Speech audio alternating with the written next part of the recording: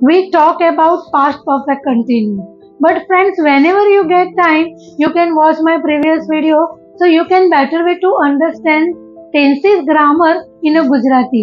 Tenses ને ગુજરાતીમાં જાણીને આપણે ઇંગ્લિશના સેન્ટેન્સ કેવી રીતે બનાવી શકીએ અને સ્પીકિંગ સ્કિલને કેવી રીતે વધારી શકીએ તમે આ વિડીયોમાં જોઈ શકશો. હવે આપણે પાસ્ટ પરફેક્ટ કન્ટિન્યુને કેવી રીતે યુઝ કરીએ તેના વિશે જાણીએ. એક્શન કે ક્રિયા ઘણા સમયથી પાસ્ટમાં ચાલુ થઈ ગઈ હતી અને પાસ્ટમાં જ પતી ગઈ હતી. પ્રેઝન્ટમાં એની કોઈ જ ઇફેક્ટ હોતી નથી. ફોર્મ્યુલા છે subject plus had been plus V1 ING plus since and for plus object. For example, એ ઘણા સમયથી આ કંપનીમાં કામ કરી રહ્યો હતો. લાસ્ટ 6 મંથથી હું એને હેલ્પ કરી રહી હતી. ફ્રેન્ડ્સ, ધીસ વે તમે ગુજરાતીમાં ગ્રામરને જાણીને ઇંગ્લિશના સેન્ટેન્સ બનાવીને તમે ઇઝીલીથી સ્પીકિંગ સ્કિલમાં ઇમ્પ્રુવમેન્ટ લાવી શકો છો.